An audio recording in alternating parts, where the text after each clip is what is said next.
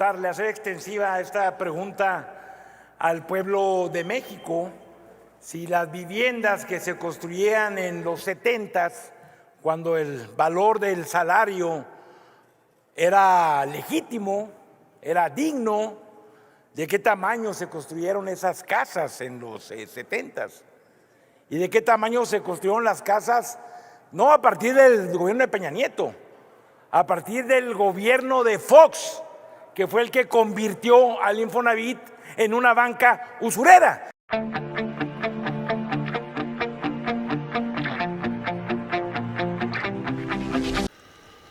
Vamos a ir a la información de última hora. Aunque el PRIAN pretenda seguir avivando el conflicto entre Adán Augusto y Ricardo Monreal, lo cierto que ambos profesionales de la política ya superaron sus diferencias y siguen en el camino de la aprobación de un sinfín de reformas constitucionales de Claudia Sheinbaum.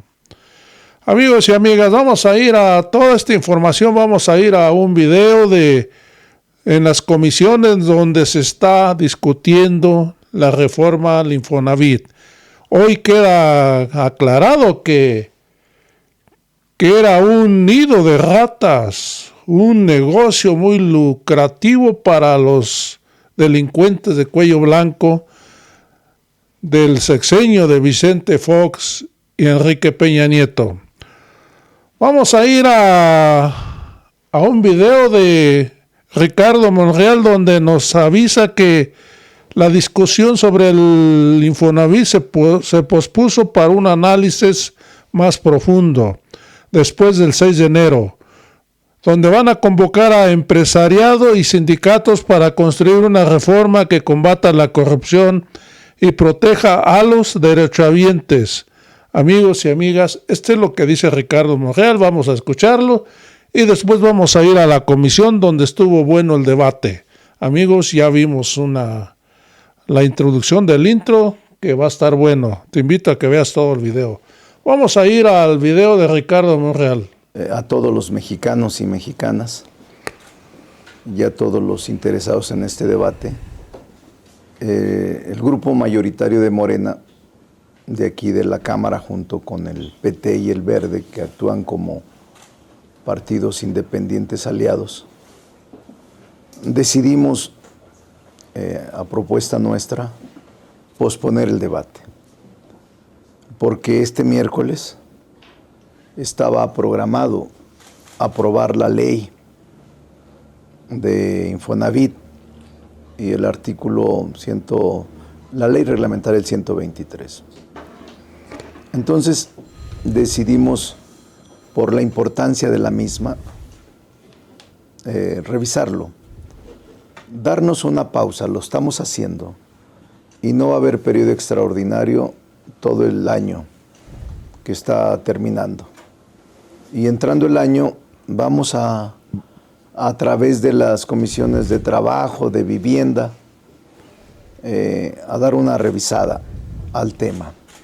Después del 6 de enero vamos a revisarlo y vamos a convocarnos y vamos a escuchar a los empresarios, a los sindicatos y a aquellos que están interesados en esta ley, las cámaras, los industriales y aquellos que estén interesados. Lo que queremos es construir una ley que derrote a la corrupción y que derrote a las malas prácticas. Y queremos una ley que ayude a la población, que ayude a los derechohabientes y que ayude al desarrollo del país en la construcción de vivienda digna, adecuada para mexicanos y mexicanas trabajadoras. Entonces, tengan confianza, ya lo hicimos. El hecho de haberlo pospuesto habla de una actitud sensible a los reclamos de varios sectores y vamos a escucharlos. Pues ya escuchamos a Ricardo Monreal, donde nos avisa que se pospone esta iniciativa de Claudia Sheinbaum para enero, para el 6 de enero.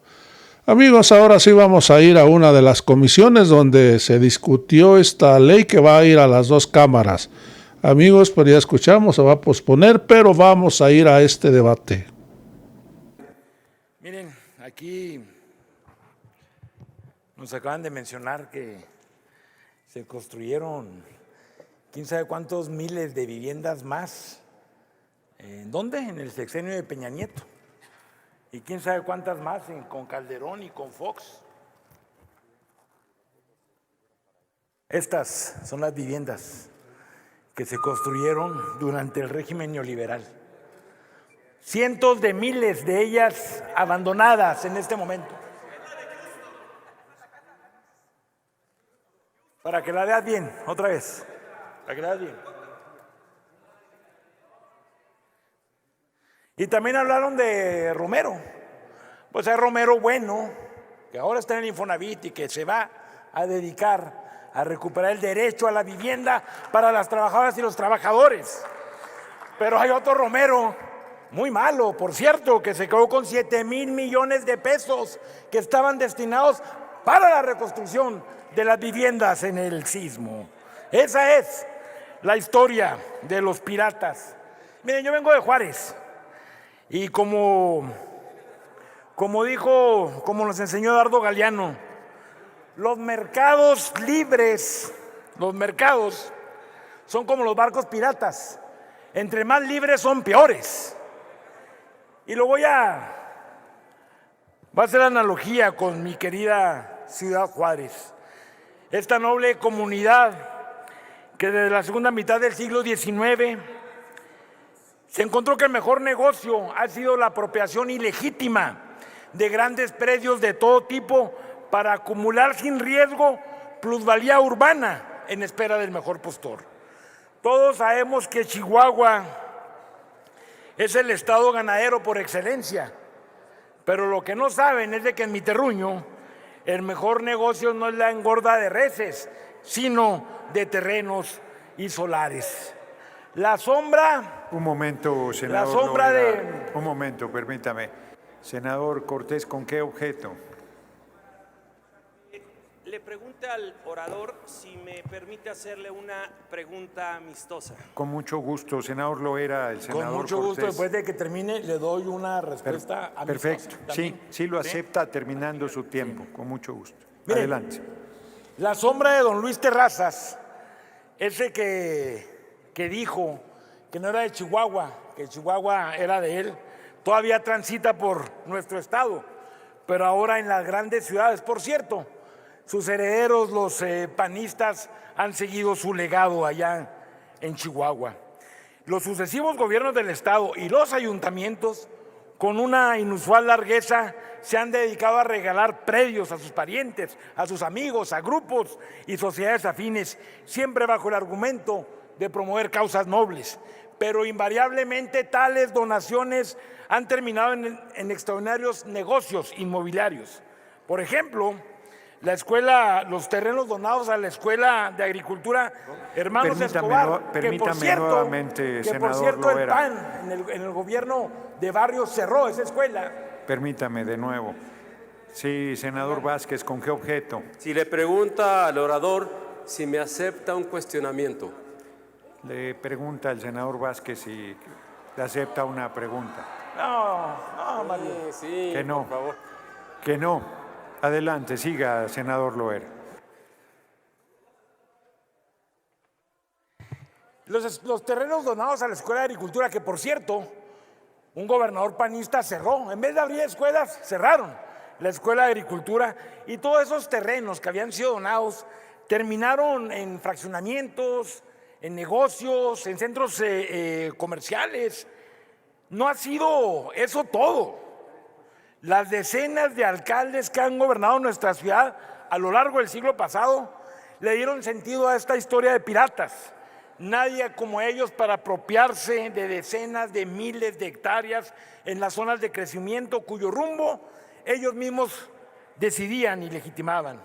Al igual que en el resto del país, durante los años del neoliberalismo, Juárez se convirtió en una isla mediterránea, donde a las élites piratas el supuesto Estado de Derecho prianista no solo les permitió todo, también les financió con cargo al erario y al sudor y dolor de cientos de miles de trabajadores, negocios inmobiliarios nunca imaginados.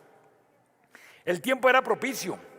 La comercialización de predios ejidales y comunales, por cierto, gracias a la reforma de Salinas de Gortari, legalizada en esas contrarreformas, garantizaba tierra barata sin límite. Los cabildos azulados y tricolores seguían en manos de regidores y alcaldes dispuestos a consolidar sus carreras políticas a cambio de una prestancia nunca vista, que sin variar favorecía la expansión del fundo legal sobre lejanas tierras inhóspitas. Pero el mejor negocio estaba del lado de la vivienda. A diferencia del resto de México, en la frontera norte, la caída de salarios al nivel infame, a la cuarta parte del nivel alcanzado a mediados de los 70s, propició una expansión acelerada del empleo formal, que con todo y el descenso correlativo de las prestaciones sociales y entre ellas las cuotas del Infonavit, creó una demanda solvente de derechohabientes a los programas de viviendas sin paralelo en el resto de México. Concluyo, presidente. Adelante. Fue tal la magnitud de la demanda de vivienda que en el gobierno de Vicente Fox los créditos destinados a la vivienda en el sureste del país fueron relocalizados a la frontera norte, en Ciudad Juárez, construyendo estas viviendas, que ahora, después de esta tragedia social, esta tragedia neoliberal, muchos de ellos, más de 100,000, lucen abandonadas. Por eso vamos a votar a favor de esta reforma para acabar con esta historia de piratas. Es cuanto, presidente. Muy bien, senador Cortés, no se me vaya porque aceptó la pregunta del senador Cortés. Adelante. Muchas gracias por aceptar la pregunta, senador. Tiene 1 minuto para hacer la pregunta, 2 minutos para responder. Adelante. Le pido que inicie mi tiempo. Le damos 4 segundos más. Ahí está ya. Muchas gracias, senador. Mire, yo quisiera preguntarle su opinión de quien fue el director general del Infonavit del 2012 al 2015. Hoy destacado senador morenista, Alejandro Murat. ¿Qué opina respecto del desempeño de esta dependencia y de quien estaba a cargo en tiempos de Peña Nieto? Y quiero aprovechar porque le negó la pregunta a mi compañero Mario Vázquez. Y Mario me pide que le pregunta que qué opina de la casota de Cruz Pérez Cuellar en el Campestre. Alcalde de Morena, creo que no es su amigo, por eso dije amistosa, a lo mejor le estoy pasando un tiro a gol. ¿Es cuánto? 10 segundos menos, presidente. Muy bien. Pues había Adelante, que opinar, senador había que Lora. preguntarle, hacer extensiva esta pregunta al pueblo de México, si las viviendas que se construían en los 70s, cuando el valor del salario era legítimo, era digno, de qué tamaño se construyeron esas casas en los 70s y de qué tamaño se construyeron las casas, no a partir del gobierno de Peña Nieto, a partir del gobierno de Fox, que fue el que convirtió al Infonavit en una banca usurera. Esa es su respuesta, senador. ¿Es cuánto? Gracias. Cerramos esta